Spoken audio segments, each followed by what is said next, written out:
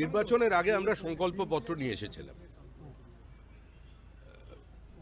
একটা রূঢ় বাস্তবের মাটিতে দাঁড়িয়ে বিপরীত অর্থনৈতিক পরিস্থিতিতে সারা ভারতবর্ষের পরিস্থিতির সঙ্গে পশ্চিমবঙ্গকে তুলনা করে এবং রাজ্যের সমস্ত প্রান্তের সমস্ত বর্গের মানুষদের থেকে সাজেশন নিয়েই আমরা সেই সংকল্পপত্র তৈরি করি।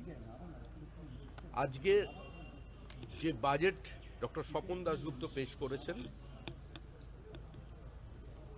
তারপর আমি স্বপন দাশগুপ্ত আমাদের মাননীয় অর্থমন্ত্রী এবং মাননীয় মুখ্যমন্ত্রী শ্রী শুভেন্দু অধিকারী দুজনকে অভিনন্দন জানাচ্ছি যে এই বাজেট সর্বব্যাপী বাজেট এবং এই বাজেট সর্বস্পর্শী বাজেট।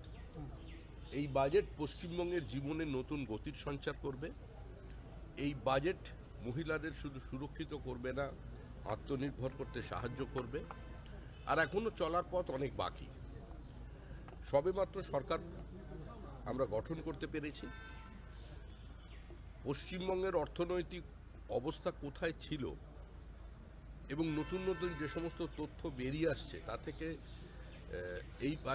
এই সময় দাঁড়িয়ে সরকার যতটা করার ততটা করবার চেষ্টা করেছেন।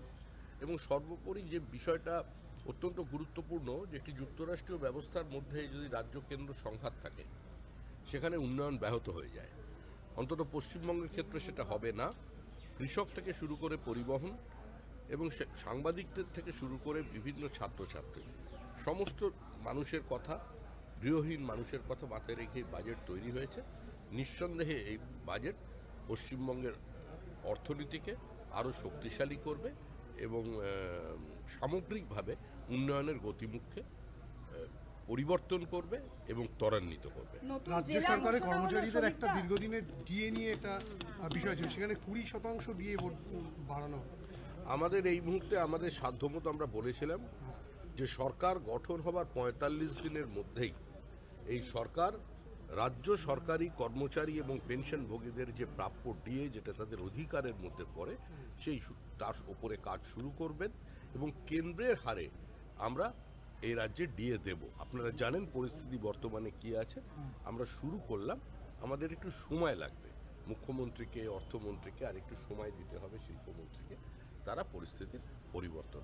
নতুন জেলা ঘোষণা হলো শ্রমিকদের অনেকগুলি, এতে কি মনে হয় যে দীর্ঘদিনের মানুষের ওখানে চাহিদা ছিল, আবেগ ছিল। আমরা পার্টি হিসাবে আমরা বিকেন্দ্রীকৃত অর্থনীতি এবং বিকেন্দ্রীকৃত প্রশাসনে বিশ্বাস করি।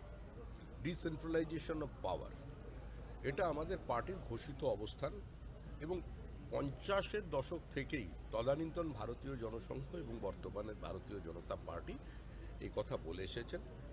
অটল বিহারী বাজপেয়ীর সময়ও আপনারা দেখেছেন যেভাবে নতুন রাজ্য আমাদের তৈরি হয়েছে এবং সেভাবেই প্রত্যেকটা স্বায়ত্তশাসিত সংস্থা থেকে শুরু করে রাজ্য সরকার এবং রাজ্য সরকারের অধীনে যে সমস্ত সংস্থা আছেন তাদের স্বাধিকার এবং তাদের স্বায়ত্তশাসন এবং তাদের অর্থনৈতিক দৃঢ়তাটা যাতে থাকে সে ব্যাপারে পার্টি এবং সরকার অত্যন্ত শ্রদ্ধাশীল। ফলতাকে মডেল এলাকা হিসেবে গড়ে তোলা হচ্ছে, যেখানে পুষ্পা ত্রাস ছিল, মানুষজন ভোট দিতে যেতে পারতেন না। ওগুলো এখন অতীত, ওগুলো পশ্চিমবঙ্গের মানুষ আর আলোচনা করতে চাইছেন না। রবীন্দ্রনাথ ঠাকুর অনেকদিন আগেই লিখে গিয়েছিলেন, রক্তমাখা অস্ত্র হাতে যত রক্ত আঁকি, শিশু পাঠ্য কাহিনীতে থাকে মুখ ঢাকি।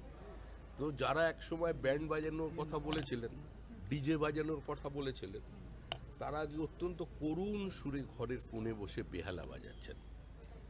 এর বাইরে কিছু নেই।